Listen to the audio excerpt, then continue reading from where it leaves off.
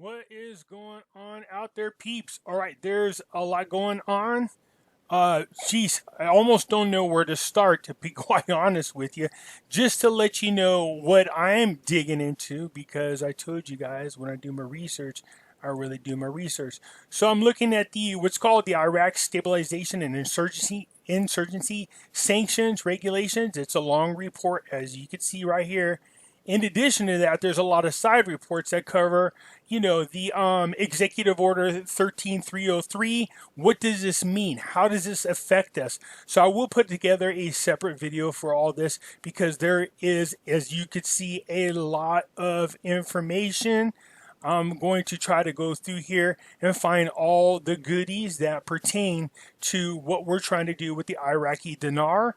Okay, so let me finish going through this. I've been digging in it all day, and it does take a lot more time than you can imagine. All right, so once I get it all done, I will highlight the important parts for us, and then I will share it with you when we are ready.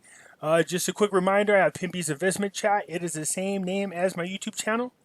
I will leave a link in the description for you to come and join us. It's free to do so. We do talk about the Iraqi dinar, the Vietnam dong, as well as Jacera, Nasera, gold, silver, and cryptocurrencies. Free to come and join us. Come do so.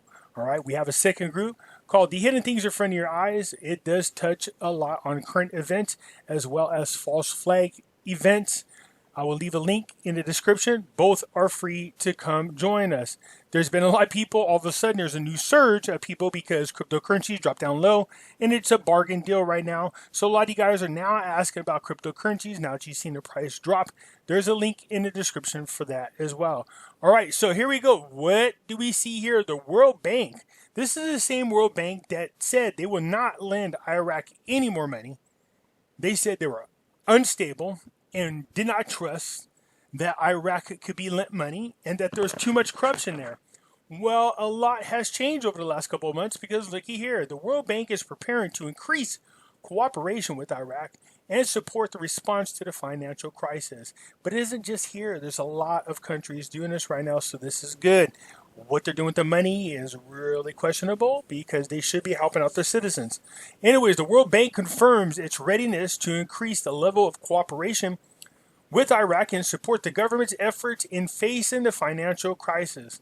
The media office of the Iraq Ministry of Planning said today, Wednesday, in a statement received by the Iraqi News, that the Ministry of Planning discussed with the World Bank and a number of representatives of donor countries through a closed electronic circuit ways to benefit from the outcome of the Kuwait donor conference that happened in 2018 in support of its efforts of the Iraqi government to confront the coronavirus in light of the financial virus. So we all know that they had a donor conference. We all know a lot of countries gave in the money into Iraq to help them rebuild their countries, restart infrastructure. But we also know like these monies do not come without strings. We know this, okay? And what I'm trying to say is this. There are a lot of countries that realize that Iraq is the Mecca for the trading route. They are the gateway into trading with all the different countries in the Middle East. There is a lot of untapped trade benefits between all these countries if they could just get them to stop beating each other up and going to war all the time. That seems to be lining up. This seems to be what's happening. Kuwait, Saudi Arabia working with Iraq. And you ready for this? Guess who else is trying to get in on this love? Trying to get in the group hug? Iran. That's right. So trust me when I tell you this, no deals happen with any of these countries and Iran without express written consent of Donald J. Trump. You'll see what I'm talking about here in a minute. During the meeting, the minister stressed the need to cooperate and work quickly to strengthen the health response capabilities in the framework facing the Rona. All right, so basically what they're saying is, oh, we got an excuse to want to borrow money from the World Bank. The World Bank is like, okay, so you got an excuse to borrow money from us. So right now they're using the Rona as an excuse. Well, it's not really an excuse, it's true. They need this to help them get back on their feet. It looks like the World Bank.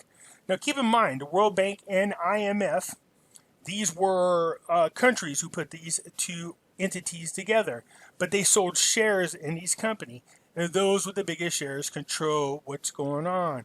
The United States has the most shares in the World Bank as well as the IMF, and they control what's going on there.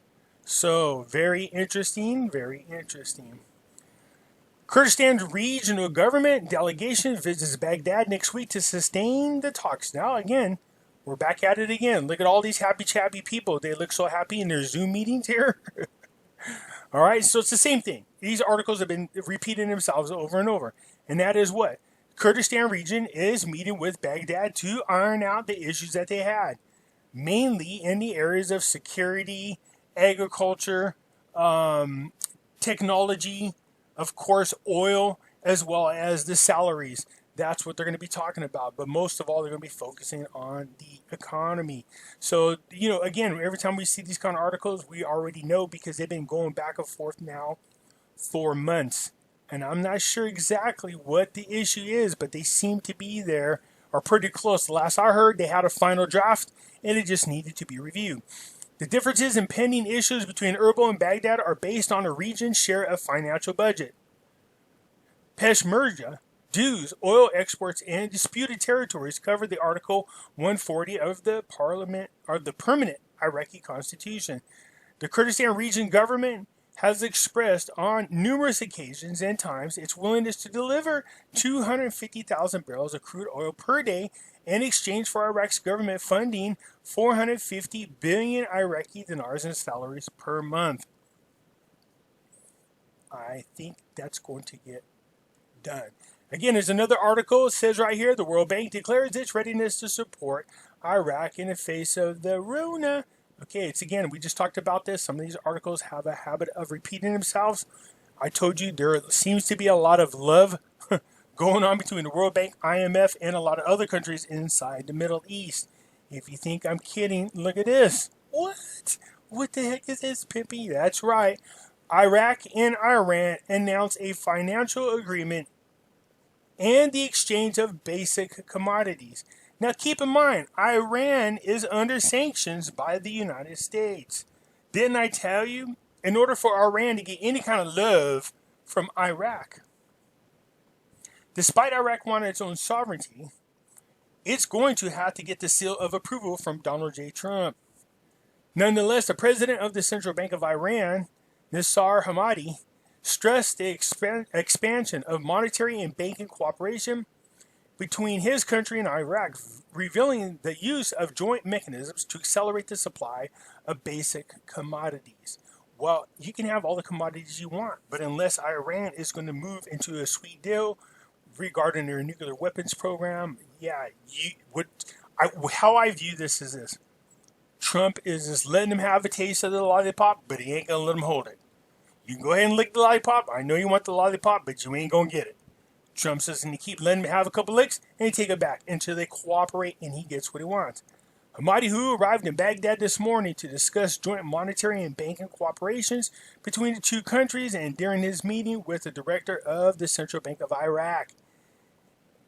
We have reached during previous visits to good a construction agreement. That's literally how I keep telling you, this is translated in English and it does not always translate well. So it says to me, they have reached previously in other visits good talking points and constructive agreements through proposals that have been put forward by both sides. And it was agreed to use the resources we have in Iraq to buy goods that are not part of the economical sanctions. And we also reached a good understanding during our visit. Okay, so basically they're saying, look, let's talk about the things we can deal with that are not under sanctions before we get into things that are in sanctions. So again, I don't care what nothing is going to happen without Trump's approval. Iran is under heavy sanctions. So make no doubt about it. This isn't happening without the approval of Trump. So it looks like Iran and Iraq have come to some kind of agreement on items that are not under sanctions. This is good.